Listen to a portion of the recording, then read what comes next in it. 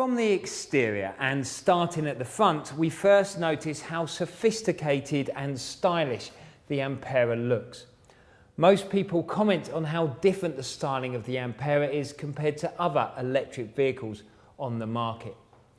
With its stunning boomerang headlights, integrated indicators, LED daytime running lights, of course its Griffin badge and chrome effect grille, and general fantastic aerodynamic design, Ampera is definitely an outstanding premium vehicle.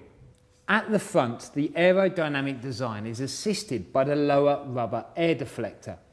I'm pointing this out to you because it greatly assists the airflow and thereby contributes a couple of miles to the battery range. However, when you're driving over speed bumps or certain surfaces, you may hear a scraping, but this is due to the rubber flexing and is not a cause to worry. Coming to the side, we have ultra low profile rolling resistance tyres with lightweight aluminium wheels and polycarbonate aerodynamic inserts, all of which help reduce the weight and give you better fuel economy. The mirrors here are once again designed to improve the aerodynamics of the car and have the added benefit of providing improved visibility. These also fold in for convenience. While at the driver's door, it's worthwhile pointing out some functionality of the key. It's like any other standard Vauxhall key, but has more functions on it. You have your standard unlock and lock button, but also this additional button will open the electric charge door, and I'll show you that later. One other button is the vehicle preconditioning button. Pressing this will bring your battery pack up to the optimum temperature and will either cool or warm the interior of the car depending on weather conditions and predetermined settings. A benefit of preconditioning while charging is that energy from the grid is used, whereas when the vehicle is unplugged, the power will be drawn from the battery and therefore may affect the range. To activate preconditioning, lock the vehicle first and within 5 seconds press this button to condition the cabin. A full description of how to operate the different settings and functionality of this button can be found in your owner's manual. Also found on the key is this red button that can be pressed to help locate your vehicle in a busy car park. When pressed, the Ampera will beep 3 short bursts to alert you of its location. Now, whilst talking about the key, it is logical to mention the keyless entry system. This enables a keyless locking and unlocking of the doors and tailgate without the necessity of removing the key from your pocket, purse, briefcase, etc. To unlock the door, simply press the button on the door handle and then pull the door open. To lock the door, simply reverse the process. Staying with the key, in addition to all these buttons, there's also a standard traditional blade that can be used if for some reason keyless entry is not operational. At the rear of the driver's side, you'll find a fuel flap for your 35-litre small petrol tank. It is opened by pressing a button found on the inside of the driver's door and then simply by pushing it open. Moving to the rear of the Ampera, you'll see your LED lights, rear brake lights, indicators and aesthetic reflectors. Also, I want to point out the rear fog light as well as a very useful reversing light. That's useful because it assists the reversing camera found on Positive and Electron models, offering great nighttime reversing visibility on the central internal display.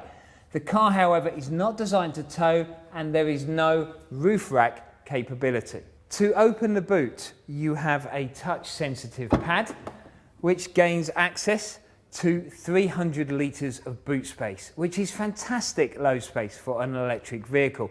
And this increases to 1,000 litres when the rear seats are folded down.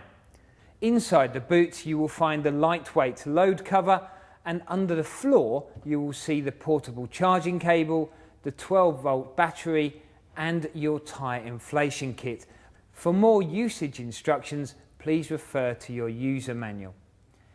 In the event that you need to jump start the vehicle, this would not be done from here, but instead from under the bonnet, as if the 12-volt battery is completely flat, you will not be able to access the boot.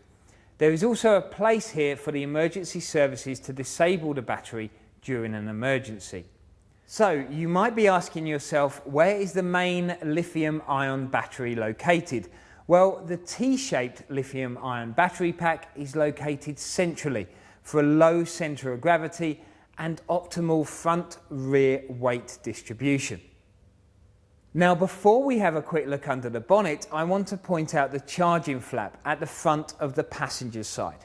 Remember I said earlier that this can be operated by the key. Press this button and it opens. Now you can charge your vehicle, and that's covered in another chapter.